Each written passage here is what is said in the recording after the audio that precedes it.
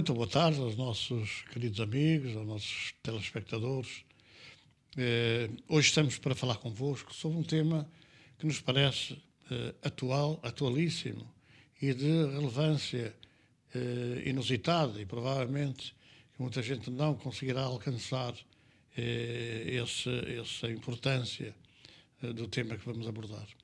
Durante séculos, nós, religiosos, porque somos reencarnacionistas e, portanto, nós não podemos fugir às nossas responsabilidades, também estivemos metidos nesse grande movimento obscurantista que foi desde praticamente o Concílio de Niceia, no século IV, até aos dias de hoje, que foi protagonizado pelos religiosos que nos esquecemos de esclarecer aqueles que nos seguiam ou que nos seguem sobre a realidade da vida e a realidade da morte. Muitos textos, muitos temas foram abordados ao longo destes séculos, mas de uma forma canhestra, de uma forma limitada e obtusa, porque, apesar de se falar do céu e inferno, do purgatório, apesar de se falar da alma, apesar de se falar do Cristo, apesar de se falar do Evangelho, apesar de se falar tudo isso, nós sempre omitimos uma realidade muito palpável, que foi a prova evidente que Jesus nos trouxe da vida para além da vida, ou da vida para além da morte, como queiram. E é este tema da morte e da vida que hoje é responsável pelo enorme cortejo de depressivos, de sofredores, de doentes chamados mentais, ou chamados psíquicos ou psicológicos, e de que somos responsáveis, naturalmente, porque nós omitimos, escondemos, destruímos a realidade da vida para além da morte e destruímos a realidade da vida que nos vai esperar do outro lado da vida. Jesus foi muito claro, dizendo que o seu reino não era deste mundo.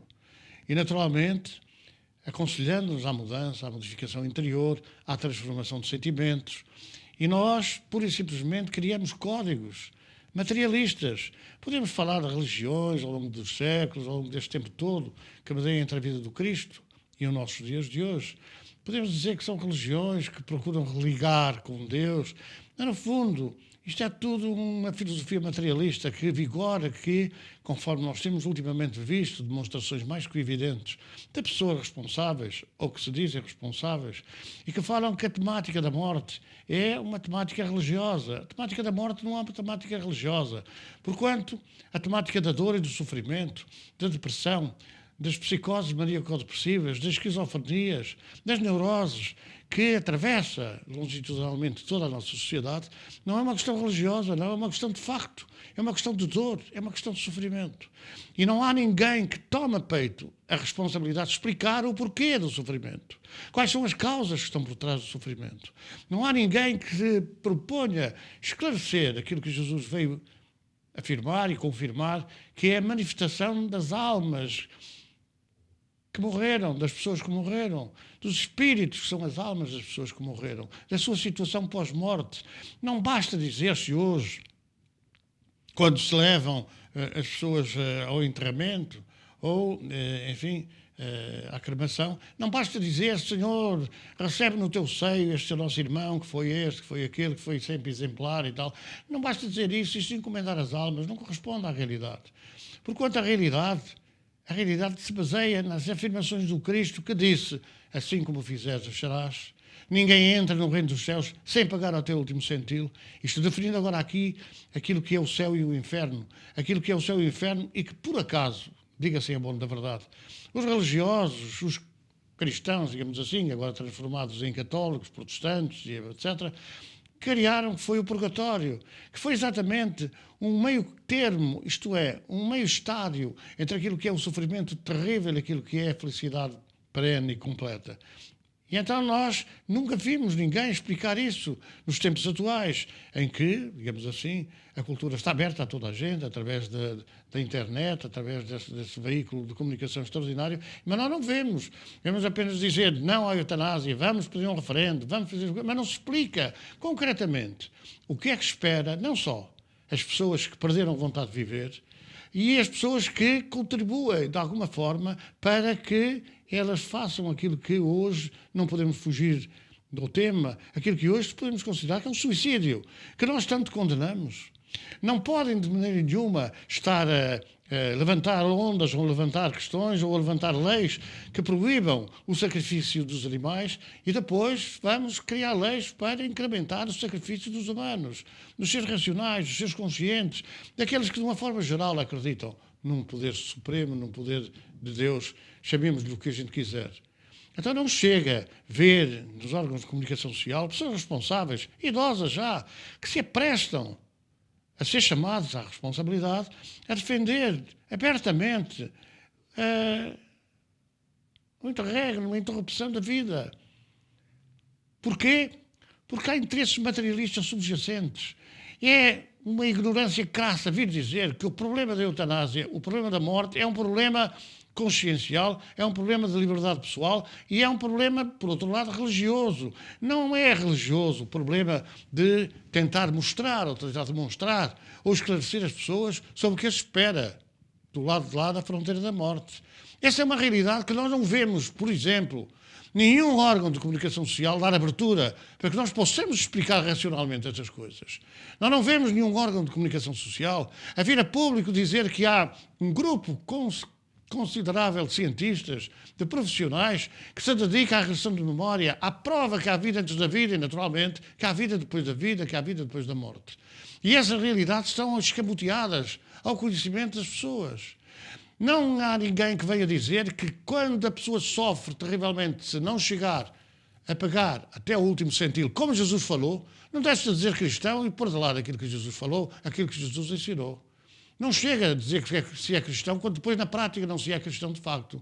E Jesus disse claramente, e as pessoas dizem que acreditam em Jesus, até o elegeram como Deus, de uma forma que não tem qualquer consistência racional, mas pronto, elegeram-no como Deus, até se permitem esquecer aquilo que Jesus falou, aquilo que Jesus disse sobre o pagar até ao último centilo. As dores que avassalam um homem são dores que são consequentes daquilo que era a vida antes da vida.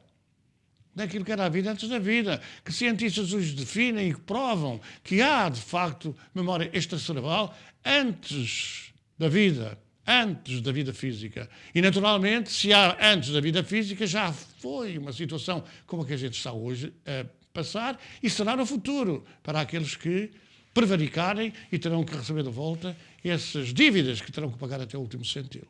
Então não se vê abertura, não há órgãos de comunicação social a permitir que a gente vá falar com racionalidade. Não é contra ninguém, não é contra as pessoas que, de uma forma, enfim, ignorância, de crassa, que as pessoas que defendem a morte dos outros.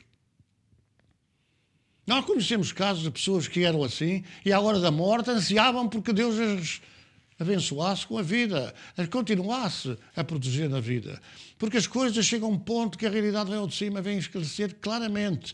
E talvez fosse conveniente que os estudiosos que agora falam abertamente dessa coisa da morte, mate-se e esfole-se, porque é disso que se trata, quem pede a morte suicida-se, quem faz a morte comete o homicídio, que as pessoas venham explicar, esclarecer que é possível retirar a dor, é possível neutralizar a dor física, que não a dor moral. E há muita gente aí jovem com dor moral.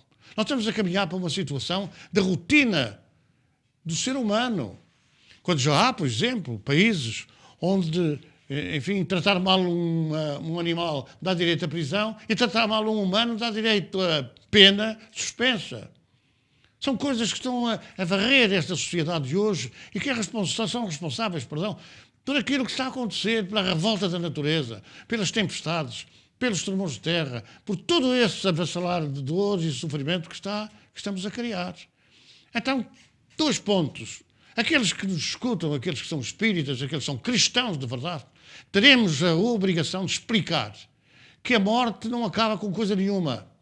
Acaba com o corpo físico, mas cria seguramente um conjunto de responsabilidades que vão ter que ser saldadas, porque são crimes contra a lei da vida, crimes contra a natureza.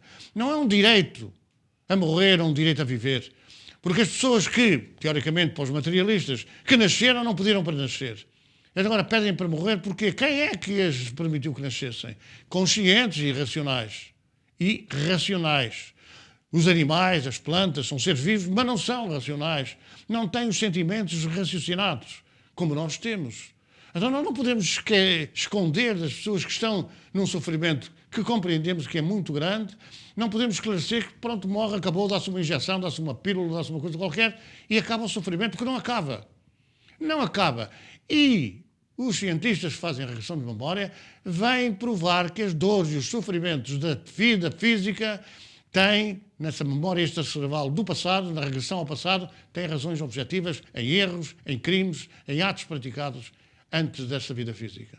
E, naturalmente, que os erros praticados nesta vida física terão consequências, porque toda a causa tem um efeito consequente, e é a ciência que nos o diz, não é o espiritismo, nem são as religiões, toda a causa terá um efeito, como todo o efeito tem uma causa, são eles que provam que há antes e vai haver depois.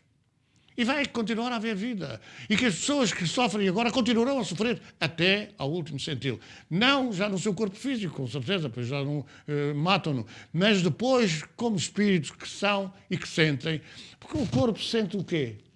Os cientistas sabem, na área da saúde, da medicina, que é possível neutralizar a sensibilidade de corpo do pescoço para baixo. É possível neutralizar através da medula óssea as dores. Neutralizar as dores. Paralisar as dores. Paralisar o corpo, naturalmente.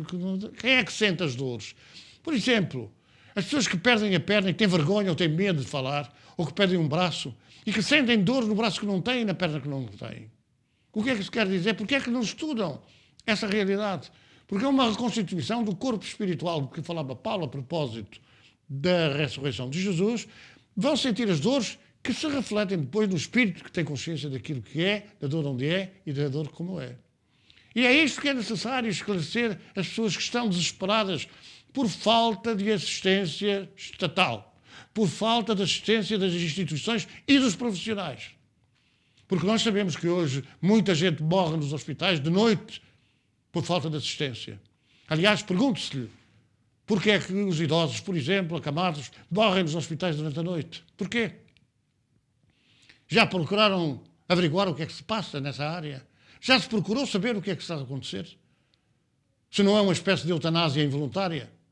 Ou por desprezo das realidades profissionais de cada um? Então vamos tomar em mãos, nós, os espíritas, nós, os cristãos, tomar em mãos, não propriamente andar a correr atrás de assinaturas para angariar força para um referendo. Vamos mostrar a toda a gente a realidade da vida e a realidade da morte. Vamos mostrar aos que sofrem que é mais um pouco, não sabem quanto é, mas que os responsáveis da saúde podem neutralizar. Se não há casas suficientes para esse desiderato, então criem-se as casas e que o Estado, em vez de andar a gastar dinheiro no aborto, que pagam tudo, até taxas, essa coisa, agora que se preparam para gastar dinheiro com a eutanásia, que o Estado cobra as despesas, as responsabilidades de neutralizar as dores. E nós temos esse conhecimento de uma reportagem que está no ar aí nos órgãos de comunicação social, de 3 irmãos com uma doença incurável e que com uma pensão reduzida tiveram que agregar fundos para ir à Tailândia fazer o seu tratamento, porque não têm assistência na sua região de fisioterapia, que precisam como o pão para a boca. Então vamos tomar em mãos este trabalho, esta tarefa. Vamos esclarecer o que é que espera as pessoas depois da morte. E vamos esclarecer o que é que espera aqueles responsáveis que irresponsavelmente incitam aqueles que estão em fase terminal, incitam com a sua postura, com a sua maneira de estar, com a sua falta de ternura e de carinho, que incitam aqueles que desesperadamente estão nos leitos de morte, à espera da sua hora, incitam a que antecipem a morte. Ou os familiares, que para se descartarem de responsabilidades ou de trabalho, mais trabalho, também não se importam nada de que eles partam antes do tempo para não darem mais problemas, para não darem mais trabalho. É hora de nós avançarmos com realidade para esclarecer. Não é andar com uma bandeira contra isto, não. É a favor da vida. Nós temos que andar a favor da vida. E para isso nós temos que explicar, esclarecer com realismo e com verdade. E baseando-se nas palavras do Cristo, baseando-se no Evangelho que pouca gente conhece. e que alguns responsáveis vão à missa ou vão às celebrações religiosas com medo de se chumbarem por faltas ou com medo de serem condenados no mundo espiritual quando lá chegarem por Deus, porque há sempre aquela sensação de que há algum ser superior que depois vai fazer o julgamento. Mas esse julgamento tanto é para as pessoas que pedem para morrer suicidas, como as pessoas que vão ajudar a morrer os homicidas. E não tenhamos dúvida que a seguir iremos assistir a uma luta para que os deficientes profundos, que são problemas terríveis para as famílias e não são tidos em consideração pelas organizações do Estado, que também seja antecipada a morte deles para não estarem a dar problemas, para não estarem a dar sofrimento aos seus familiares. E são passo a passo os materialistas doentios, irresponsáveis e ignorantes estão lutando para que nós sejamos dominados por esse movimento de solidariedade, que não é solidariedade nenhuma, porque nós vamos ser responsáveis pelo sofrimento, pela dor que eles vão receber no mundo espiritual quando lá chegarem. E recebem. Não perturbem, não persigam, não digam mal do Espiritismo quando não conhecem. Vamos dar a conhecer a posição do Espiritismo sobre esta matéria e sobre outras, para que não haja este galopar de maldade que se está a verificar, que agora é tudo um vale-tudo. É tudo um vale-tudo. De lei em lei, de lei em lei, isto parece mais um planeta dominado pela ignorância crassa de gente ignorante, quando, afinal, diz que a cultura nunca atingiu os picos tão elevados como está hoje a acontecer através desse veículo impressionante que é extraordinário, que é a internet, que é essa comunicação. Tomemos em mãos a bandeira do amor, a bandeira da verdade, a bandeira da divulgação e vamos espalhar por toda a parte que a vida continua e que a morte não existe. O nosso abraço fraterno e o nosso incitamento ao trabalho, à luta pela verdade. Boa noite, muita paz para todos, que Deus a todos nos abençoe.